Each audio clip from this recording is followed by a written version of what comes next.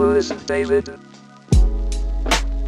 So first of all, we want to start off this episode by saying rest in peace to Lance from the EXO podcast. Yes.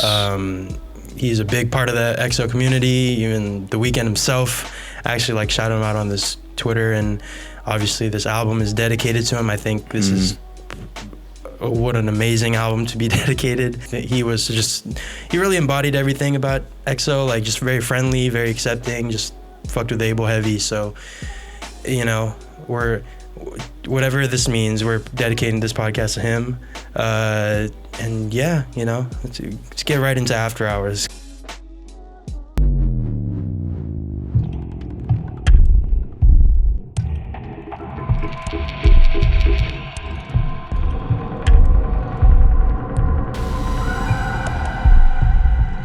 Just in terms of like how much of a superstar he's become. We were talking about it right before we started recording, but Abel is now the number 2 most streamed artist on Spotify, I think, is most monthly listens, which is crazy. He passed Ed Sheeran, thank God. Thank God.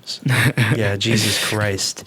Someone had to do it. But everything he's put out, literally every single thing he's put out, whether it be from his Instagram, whether it be his performances on Stephen Colbert, all that, it just feels very, there's like a level of confidence he's exuding that like is crazy, you know, allowing something like Heartless. It's a trap record, and to be honest, it kind of sparked some doubt when it first came out.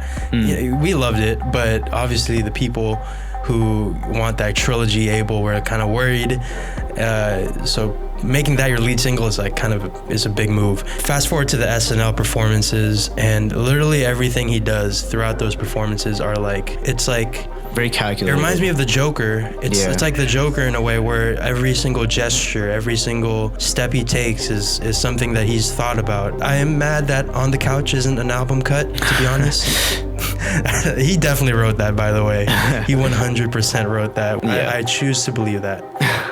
And also like the visuals we're getting on Instagram, and we're getting like 50 music videos apparently, which is going to be amazing. I don't know about you, but I'm going to be on edge. Right. In my bed, quarantine, social distancing. Be on edge, Sheeran. Just maybe not. Maybe not so much. That's how much on the edge I would be.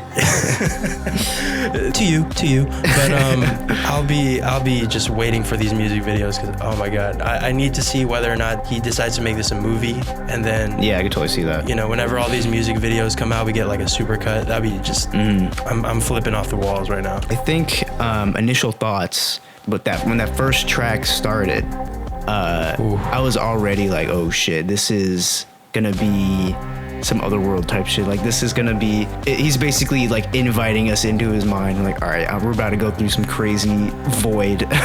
And this was like the entrance just in the first track. And the first track was already so cinematic and epic and intense to where I was like, all right, I'm hooked. I was about to ask you, when did you start crying? But honestly, it was at track 1 for me. I was going to say the same thing. Track 1, like when he hits the high note.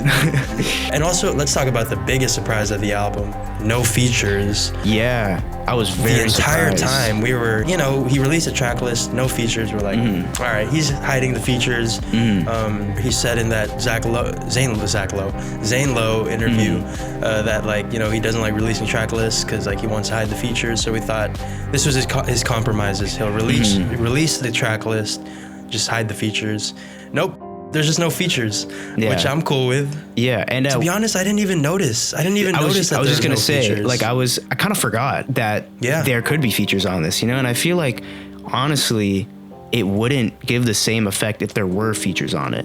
You know, I think it's that personal, and this album and the instrumental and the production and everything like brings me to a certain feeling that I've never, like, almost nostalgic, but also sad and longing. It puts me in immediately to where I feel like I've gone through shit that I haven't gone through. And so I think trying to fit in a feature in there kind of would have taken you out. So I'm actually pretty okay that there's no guests on this album. Yeah, I don't know. I feel like hearing for like Snow Child would just like take me out. I read something. I was just like scrolling around the comments. Someone said, this album sounds like the past, the present, and the future combined. Yes. And it just sounds amazing. Like there's songs like Hardest to Love that are just like so weird. It sounds like an anime like intro. Right. Like imagine telling Trilogy Abel that he would have a sax solo right. in one of his songs. What'd you think about this 80s synth pop that he's going for?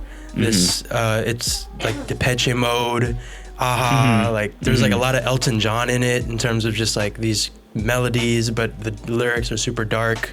What did you think about this 80s vibe he's going for? Definitely. I remember in our last review, or last time we talked about The Weeknd, I was worried when I heard Blinding Lights that this was going to be like, Starboy, Daft Punk, techno again. Yeah. Starboy was more of his first leap into that world, and this was the maturing of that sound. How he integrated it in my opinion, a more tasteful way, and that actually suited the cohesion of the album a little better. And it was cool because the whole album isn't like that. There are several tracks that fit into that category of like 80s synth pop mixed with alternative neo R&B, like so many genres clashing, or not clashing, but melding together. He transitions to them really well, which was my main concern, was like, how is he going to fit Blinding Lights and Heartless into the same album, So again, this is just a testament to his songwriting ability and his range as an artist. I think that it's part of why we didn't even notice that there were no features is the fact that he showed that he can rap on Snow Child. He showed that he can, make these, I don't want to say sappy, but like, those very over dramatic love songs, like on Scared. It's not a love song, but Scared to Live. You have those eerie, dark sounds, like on Until I Bleed Out. Like there's just so many different sides of Abel. Because I've been reading people like they're saying like this is not good. It's the same effect as like Uncut Gems. Yeah. Like I've heard some very polarizing reviews with that. Oh yeah, people hate that movie. You could tell that there was a lot of influence from Uncut Gems to this album. Like even like the intro sequence. Totally. Like it feels like Uncut Gems. But I think what really contributed to the cinematicness of it was the fact that it felt like a universe with all his previous projects. There's this like little, like some of it is not even sound, it's just the feeling you get from certain songs that feels like sequels or checkpoints to previous albums or songs in previous albums. Like for example, Too Late has a tempo kind of like Wasted Times.